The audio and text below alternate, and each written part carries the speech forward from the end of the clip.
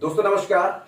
मेरा नाम दीपेंद्र नेगी और मैं एक शानदार सिस्टम पे काम कर रहा हूँ जिसका नाम है आरसीएम बिजनेस। इसका मैं स्टूडेंट हूँ, इस बिजनेस को मैं सीख रहा हूँ।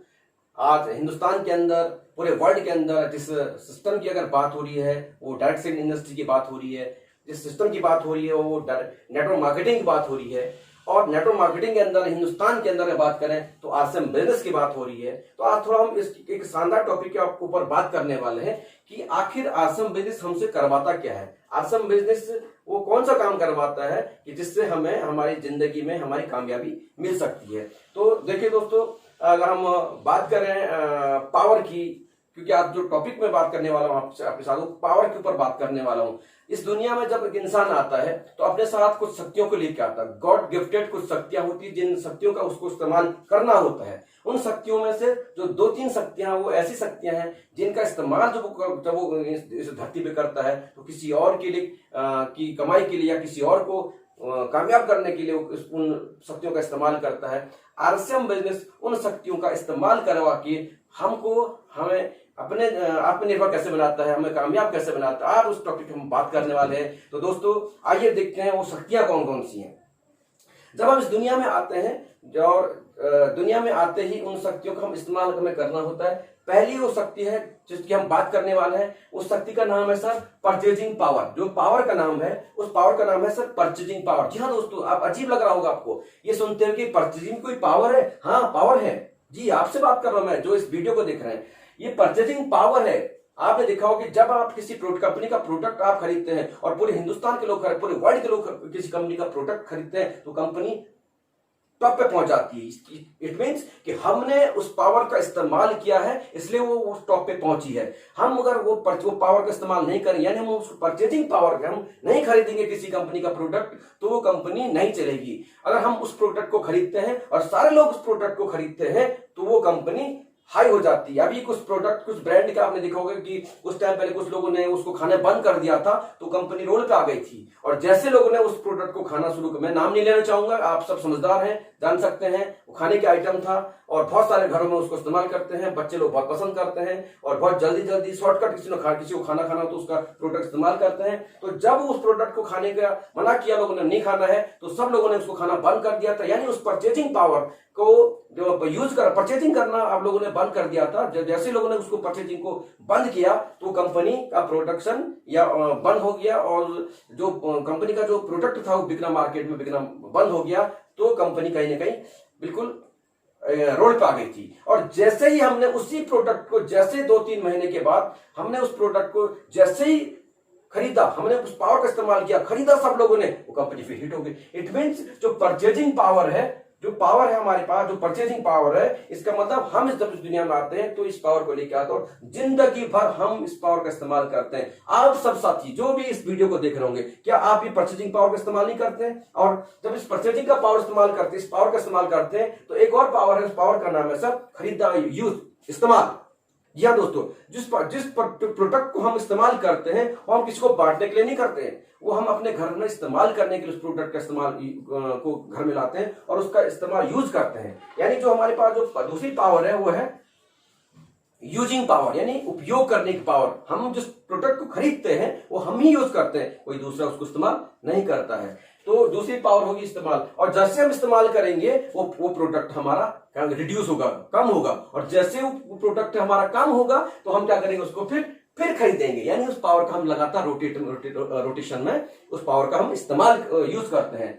और तीसरी पावर है साहब, जब हमको अच्छा या बुरा लगता है तो हम जो चर्चा, यानी हम प्रमोशन करते हैं, जाने अनजाने अपने लोगों से, अपने दोस्तों से, अपने आजू बाजू समाज के अंदर हम प्रमोशन करते हैं, यानी उस पावर का हम इस्तेमाल करते हैं। ये भी हमारे पास एक पावर है।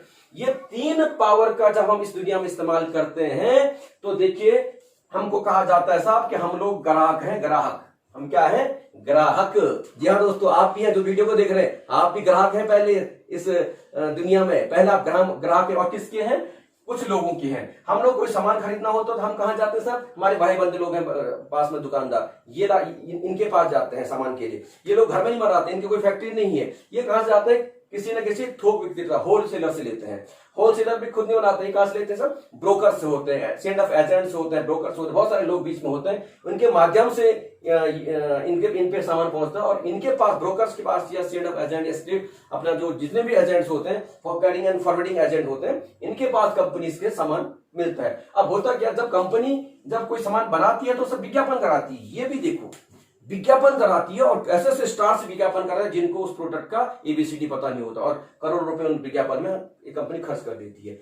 अब देखिए साहब, विज्ञापन वाले को भी देना है, ब्रोकर्स को देना है, थोक दुकानदार सबको मार्जिन देना है, लेकिन निकलेगा कहां से? कंपनी नहीं देती साहब, ये निकलेगा आप और हमारी जेब से।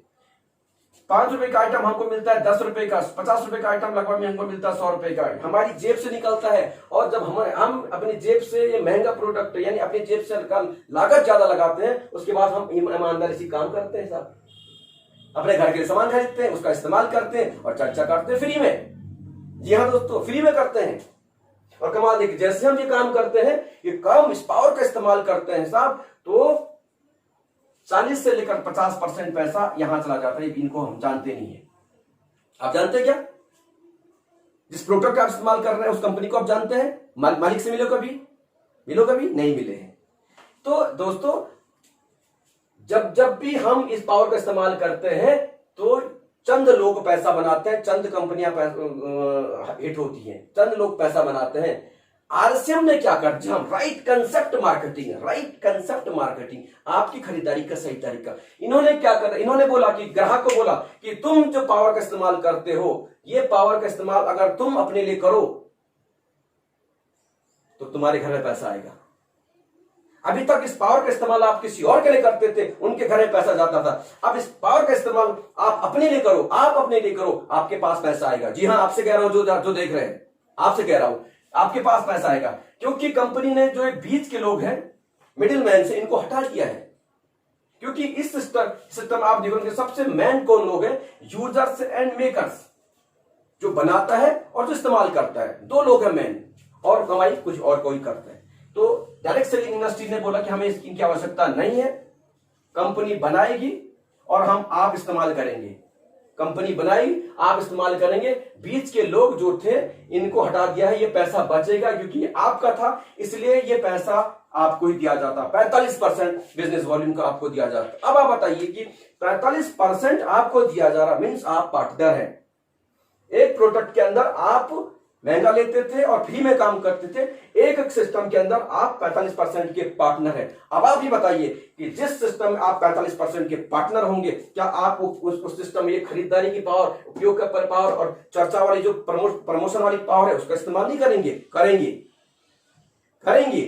अब हम आज तक जिस पावर का इस्तेमाल करते थे किसी और के लिए, अब उस पावर का हम अपने लिए इस्तेमाल करेंगे। जी हाँ दोस्तों, जल्दी से जल्दी हिंदुस्तान की 21वीं सदी का ये शानदार कंसेप्ट आपके पास आ रहा है, आ चुका है, आपके आजू बाजू में आ चुका है। आरसीएम का भी कहीं नाम सुनाई दे तो पूछिए क्या है,